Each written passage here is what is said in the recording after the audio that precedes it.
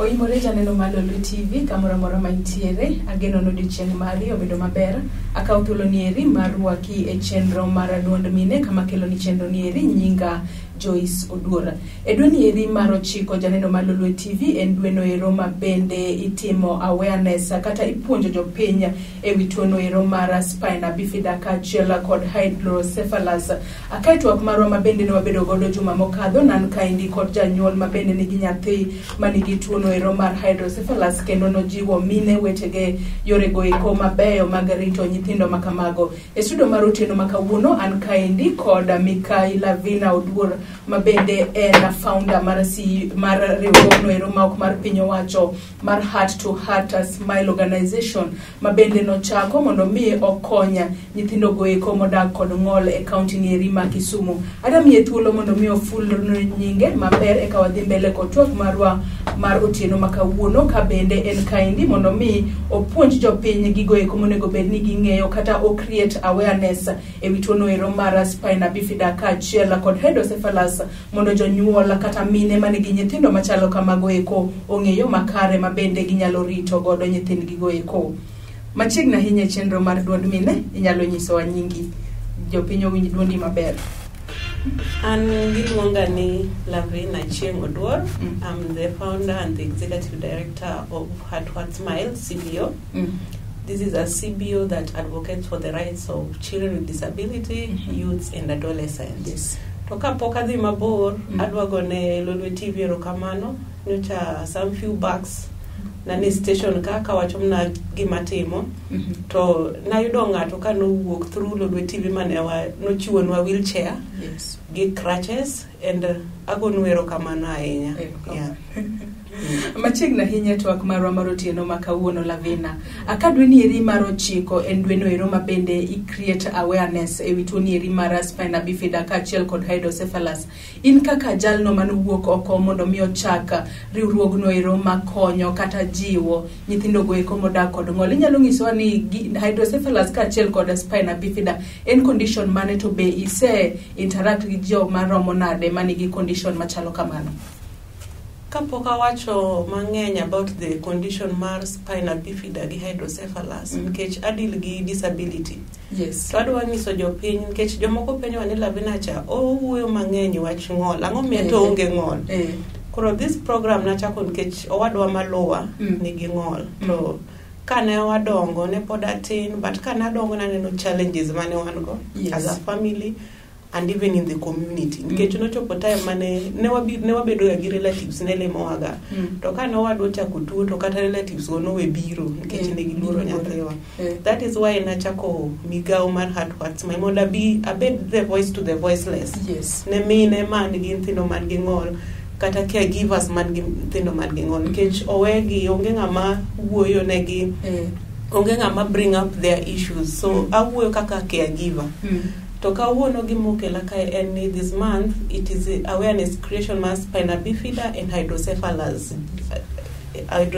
month. Yes. So this day is obedoga celebrated October 25th. Yeah.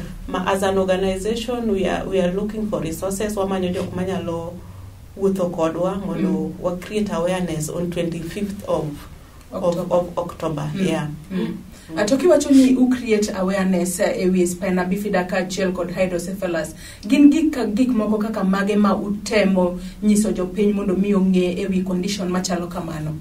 Koro abo chako gi condition mar spina bifida because magi oken tuo en condition.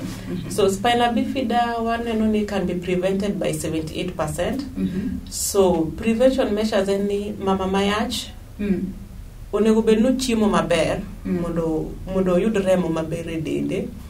Onego bed ni kodhi e clinic to muonyo yedhe mamedo remo ka. Koro spina bifida wayudo ni ka seche mama omako ich ma seche mama pod kiano yach cha at the first week or second weeks of pregnancy yudo ka dende pod ok ber manyalo tingo ij cha. Koro spina bifida develop within those 2 weeks whereby mondo spine odong maber e tok nyathi kowuok oko. Koro iboneno ka adhola moro ntiere oko kanyo konyuol nyathi na adhola makwar ma jomoko ga ne na dhola but mano spine okodongo e nyathi odongo oko koro main condition ma can be prevented koro wanyiso jonyuol ni these are condition ma can be prevented with good food but also when you talk of spina bifida we talk of nutrition and medication the IFAS ka mama ka oyach to kodhi clinic okodwa monyidhi wacho ni ayadhni odu marach sigi ango to ngeni yadhno ema konyo nyathi dongo seche ma nyathi ntiere ich to ka ngadi matina Lavina iwacho ni good food inyalo nyisowa ni good food en mane nikech jomoko paro ni kiungiso ngato ni chiemo maber onego bed no chamo magik moko kaka rech gweno kata gik moko mamit gi koro good food kata chiemo maber en chiemo kaka mane makata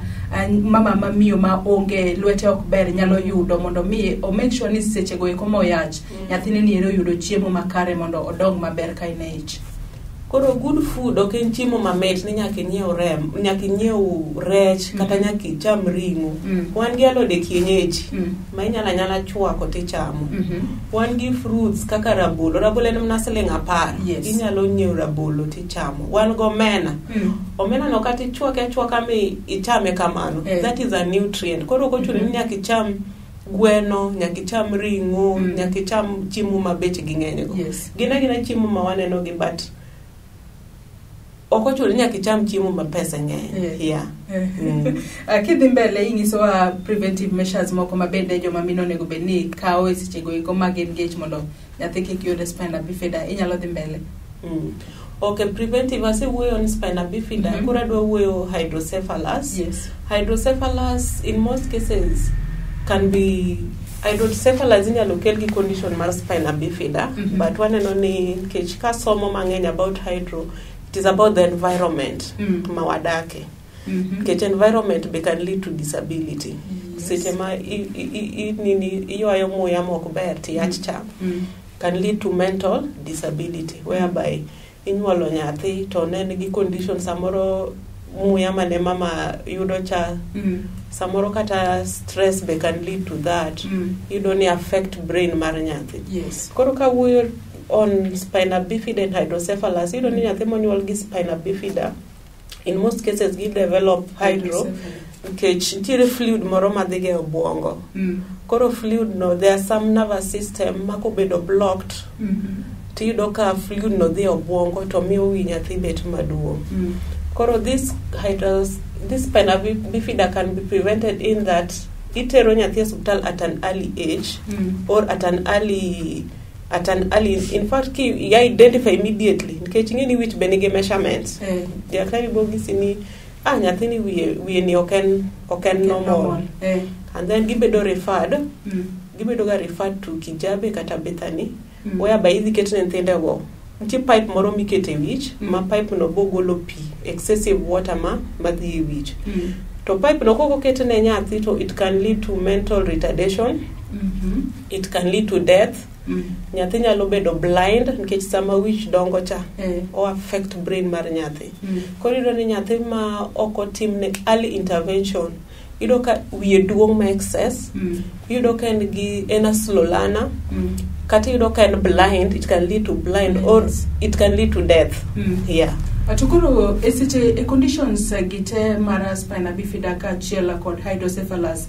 benga mamiyo nyalo detect conditions machalo kama indie kindego eko mapod en gi ich kata kindego eko mapod opek kose nyuolo nyathini eka onyalo ng'eyo ni nyathini nigi condition machalo kama kata kama indie okay spina bifida can be detected through scan mama kapono the through scan to it can be detected it can be detected during pregnancy but no correction measures can be done onge giminyalo to hydrocephalus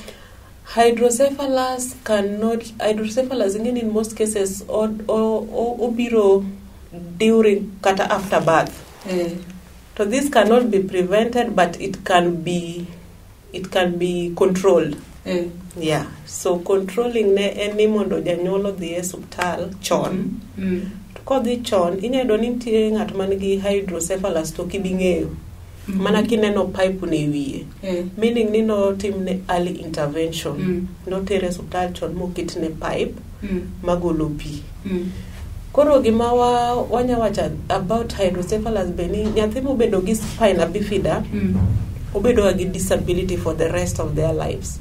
Because once ni spine obedo affected, your lower body part cannot function.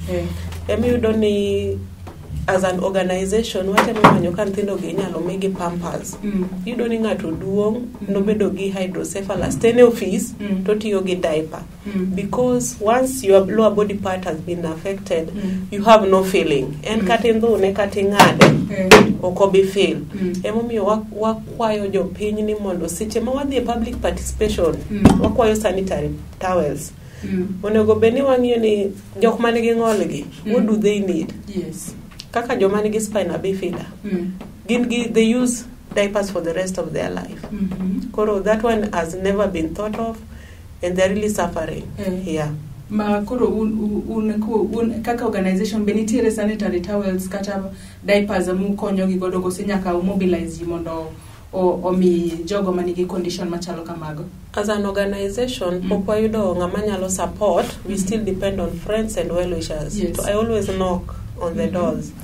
Aside of friends ma donate diapers, aside of friends mamiwa sanitary towels, so I know those who to give. Yes. Nikech mo ken chiemo kata ka ngato me abotere kanye.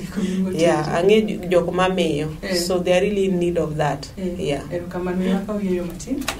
Janeno Malolwe TV wabiro kawo yoyo matin kaito biro duoge telo mar ariyo mar chenro nieri mar duond mine aka studio mar otieno makawuono an kaindi kod Mikai Lavina Oduor mabende en founder mar riwruogno ero mar piny owacho mar Heart to Heart Smile mabende wuok oko ayanga mar konyo nyithindo goeko kaachiel kod rowere manigi ng'ola e gwenge gi eki mag Kisumu ka bende nyiso kanyo ni eri ni kaka janyuol e kinde goeko ma in gi ich ne ni chamo chiemo maber mondo kinde goeko ma nyathi donge yi kiko beda kata kiko develop condition no ero mar spina bifida manyalo affect ngimane mambele ka bende ojiwo jogo manyalo wuok oko mondo mi owuog oko okonye e dongo riwruoge no ero mabende wuok oko mar mondo mi okonya jogo eko modak kod ng'ol e alora nieri mar Nyanza kikedi mabor.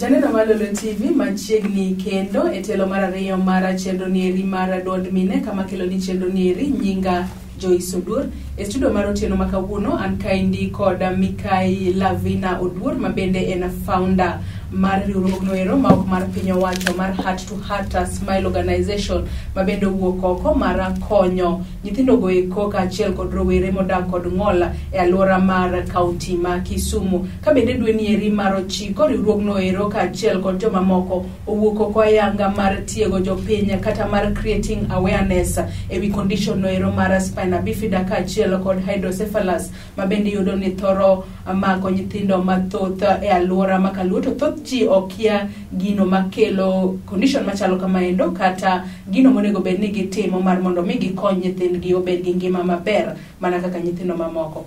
Akawa dhi mbele kotwak machalo kamaendi Lavina inyalo nyiswa ni e kinde goeko ma identify nyithindo gi eki manigi condition machalo kamano mar spina bifida kaachiel kod hydrocephalus ere kaka be nitiere treatment moro amora monego bed ni nyithindo gi kale kata ere kaka ukonyogi mondo gin bende gibed gi ngima maber mana kaka nyithindo mamoko maonge ng'ol.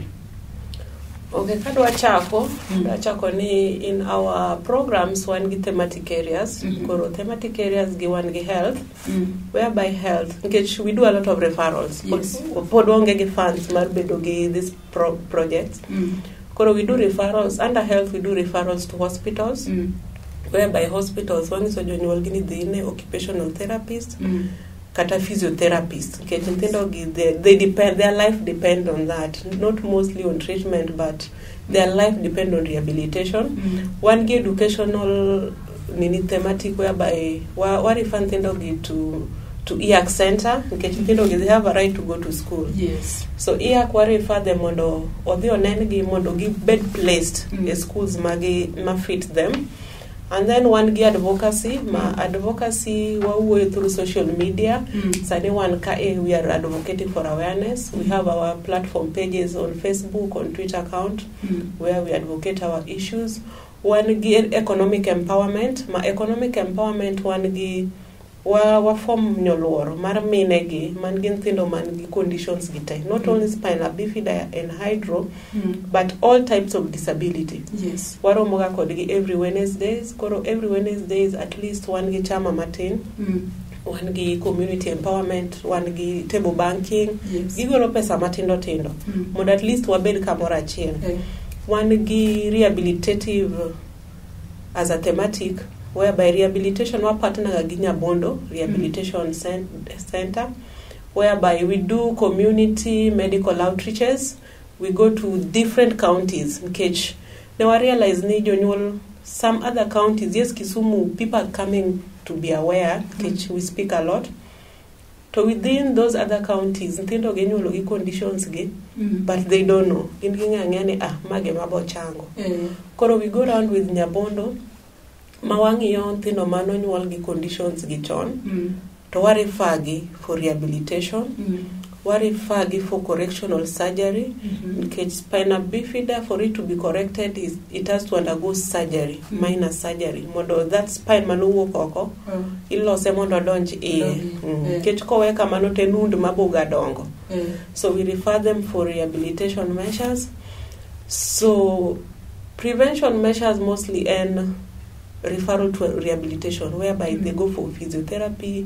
Ing'iyo tiende gi kinyalo ketne gi nini iluongo ni force shoes, gin those type of shoes ma iketo ne gi mondo obed no riere. Nikech spina bifida ing'eni nyathi monyuol gi spina bifida tiende nyalo ga wilre mal dog chien. Koro nitie kaka iketo ne gi watch ma miyo gi bedo tiendgi even though gibi wuotho for the rest of their future. So kawalose hydrocephalus, hydrocephalus we refer them to Kijabe kata Bethany, whereby idhi ketne gi shunt. Shunt no iso e wi nyathi. Mano ben minor surgery. To shunt ni withdraw excess water from the head. Koro igole. To gimano realize ni nyithindo ma oketne gi shunt, iyudo ka nyathi kanigi shunt okonya control stool ne. Koro wan gi ingiso gini nyathini after every 3 hours imiyo gi pipe magiketo ne nyathi e dudu mar nyathi mondo gol lajno. Nikech lajno kobudho after 4 hours it affect the kidneys. Koro mago prevention measures minyiso gi ipuonjo gi kaka gitimo. To ne jonyuol manigi nyithindo manigi condition machalo kama indi spina bifida kaachiel kod hydrocephalus, en arita mane monego bed ni gimiyo nyithindo gi eki? Be nitiere any special care monego bed ni gimiyo nyithindo gi eki? Nikech yudo ni rito nyathi man ngima kata maonge ng'ol opogore gi arita monego bed ni miyo nyathi manigi ng'ol. En arita ma jonyuol minyalo jiwo jonyuol mi nyithindo machalo kama indi mondo nyithindo gi bende odonga e ngima maber mana ka nyithindo mamoko maonge ng'ol. Okay, arita ke magi dwaro mokwongo en hera. Nikech nyithindo gi despite ne gin gi those challenge, they always read your facial expression. To nyathi mong'ol onge somo ng'at mohere gi ng'ama ok ohere. So they need that love.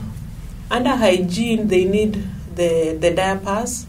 Masamoro kidhi e clinic miyudo mine motero nyithindgi e clinic, yudo ka miyo ong'uolo nyathi gi gima lich makata ini nyayuak. Koro they need also proper health. Gi need hygiene maber. Kar gi ma ginindo onego rit maber. And then some of them they need social life. Yudo ka moko okana kane ot. Nikech kwanza man gi wich madongo gi pek seriously. Koro they need gikmo kaka wheelchairs, assistive devices. Yudo ka nyanyuol ok nyatero nyathine, ok nyadhi gi nyathine church nikech nyathi onge gi wheelchair. To kinena dier nyathino wiye pek, makata body ne ok nya support, and in most cases ok giwuoth ga.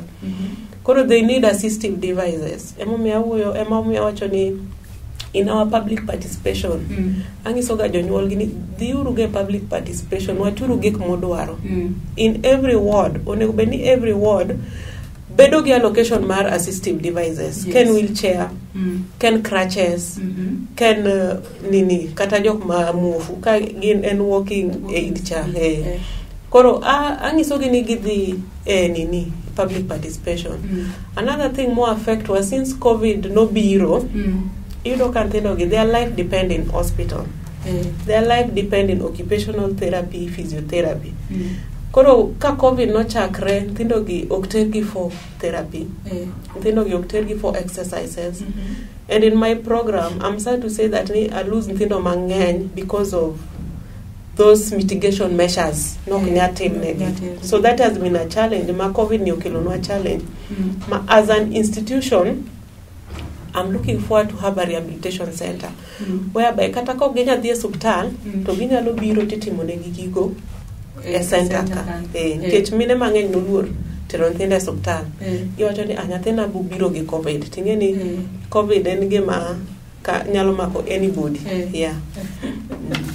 Jip mane minyalo miyo minego eko mane gi nyithindo modak kod ng'ol, nikech yudo ni kaka in iwacho ni e kindego eko mane udongo ne ntiere wadu moro mane ntiere kod disability, tiyudo ni koro nochopo nyaka kuma relatives no dwa bire e udu nikech ne gineno ni un gi a certain kind of nitie nyathi moro ma ok ber. Jip mane minyalo chiwo ne jonyuol ka achiel kod extended families mag jogo mane gi nyithindo modak kod ng'ol?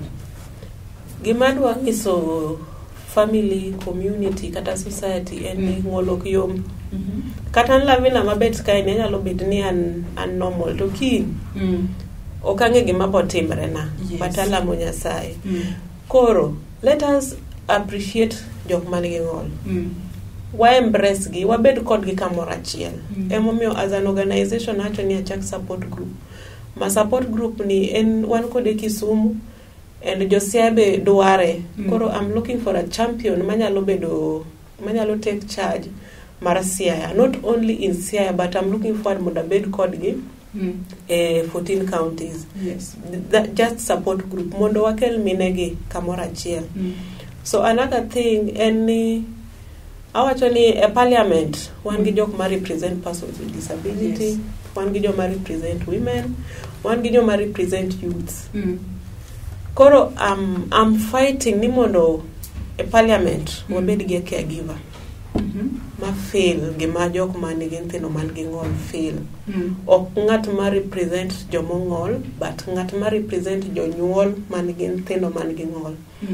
So mano gima advocate for in parliament wabede gi representative, senate wabede gi representative, ka wabire county kata assembly wabed gi representative, because we really have a lot of issues ma affect jonyuol. Why only person with disability only 5% job allocation? Kisumu go ne Honorable Caroline Nagwanda erokamano, nikech Kisumu 5% job allocation. Kidhi kamora mora ibo yudo ni ka ng'amo ng'ol nyaka bedi. Kidhi office ne idhi yudo ka ng'amo ng'ol nyaka bedi. Koro ambe dwaro caregivers. Nikech ng'at mosebet gi nyathi man gi ng'ol en ng'eni ok odhi e tich, nikech nyathini need a lot of care. Iyudo ka ok onyal bet gi jowetege, nikech nyathini en nyathi ma anidal, en samoro opielo kanyo odwa ni mondo loke, samoro yuak en gi pain. Koro iyudo ka jonyuol man gi nyithindo man gi ng'ol kata kuonde ma gitiyo iriembo gi tich, nikech sama tin ka une hospital kinyi dware nyathi tuo en hospital. Koro who will understand them? So that is my way forward, ne wabede gi representative ma share issues wa. Atoko tudore gi day ma World Spina Bifida Day biro bedo marked on the 25th of October, mano iri next month. Jip mane minyalo jiwo godo jonyuol mane gi nyithindo mane gi condition makamano kata kony mane monyalo kwayo mondo miyo obi omi jogo eko mane gi nyithindo mane gi condition machalo kamano? Okay, Jip, I'm looking for andiko barupe. What I do is I always knock at the door of people. to ka bire dhodi to winje ni Lavina ni dwarano. Next time andiko budget for that day. I have a friend of her to her smile man wacho ni Lavina will give you a wheelchair. Nangise ni wheelchair to we wapo chiwe chieng that day. Kech ntendo they're in need of wheelchairs. Yes. In my inbox, people are in need of wheelchair and diapers. Masamoro my hands are tied, onge gimanya time. So jonyuol gi onego wuog mondo nyithindgi okony. You never know, nyathini mong'ol ne ma chiemo bogoli oko. Wan gi nyithindo mang'eny man gi ng'ol kata jonyuol man owuok oko nikech nyithindgi gi. Koro kik gipand nyithindo gi. They have a right to go to school. They have a right to socialize. Like Sanya Neno Kamagoa is really strict on inclusive education. Whereby kidhi Joyland yudo ka ng'at moko ng'ol ntiere Joyland. Ngini to nen meant for disabled only. Kidhi school ma okay disabled yudo ka nyithindo ma ok disability onge kanyo, but this inclusive education it is a plus. Yes. Koro gima neno ka hinyo jonyuol no loso mang'eny ni nyathino kong'ol otere school mong'ol. Ni nyathino ong'ol otere school mar jok moko ng'ol. So wakel nyithindo ge kamoro achiel. Yeah. And then another thing madwacho ni one organization moro miluongo ni Changing the Way We Care. Yes. So Changing the Way We Care is coming with another initiative whereby gidhi focus then nyithindo ma nigi ng'ol gi caregivers. Initially negi focus gi nyithindo ma orphans, but sani gi ng'iyo nyithindo man gi ng'ol gi jonyuol. It is going to be a good program. I urge ni jonyuol man ni oko gi form groups, support groups. Yes. Kata ko ken heart to heart smile beduru piny mondo form group mondo obed registered. Yes. Nikech sani kon dhi biro ne groups konyo ok dhi biro ne individual. So I'm urging jonyuol man gi nyithindo man gi ng'ol form a group kata ken 10 kata ken 20 mondo register that group. Kuse register ngisauru Lavina ose register group. I'll even link you up with those organizations mondo gi yud support. To ng'ata manyalo bedo gi gombo kata chuny mar chiwo diapers kata bed wheelchair kata crutchet, yo mane ma onyalo yudi godo kata monyalo tudre kodi mondo mi donate such items ne organization mari? Okay, one new office is based in Manyata, whereby kata kichopo Konambaya, tipenyo office village elder. Penya niere office village elder miluongo ni Pius. Office wane kanyo. You'll just drop it na brand maduong mar Heart to Heart Smile organization. So we also made friendship with Lolo TV, whereby ngat madwaro drop anything, I can always pick it from here. Ko kinyal chope office. Kamano. Maybe namba mara simu maji nyalo tudore kodi kata Facebook, social media platforms. Social media platform one gi Heart to Heart Smile Facebook, one gi Heart to Heart Smile organization Facebook account, one gi Twitter man at H Heart Smile, whereby you can follow what we do. Alafu namba simbe hapo chiwo namba na epeni kanyo ubosomo. Yeah. Ajana no Lolo TV de wagomba inyadhi mbele kotwa marwa manutieno makawuono, lakini nyisani samarwa amano miwa oserumo gikanye mwacho pogodo giko mara chenro mara duond mine mabende ne waikoni Lolo TV otieno makawuono kabende nan kaindi kod Mikai Lavina Oduor mabende en founder mari urogno ero mar Heart to Heart Smile organization. Kabende Lavina ngisa kanyo ni ng'ol okiyombi. Ngata nyalo yudo ng'ol kata in mionge ng'ol nyalo nyuolo nyathino man kod ng'ol. Omiyo wawuogo ko waduto mondo mi wajiw mine ka achiel kod nyithindo go eko modak kod ng'ol mondo gin bende gibeda kod ngima maber mana kaka joma moko. Nyakendwa rom e chenro machielo oriti masani.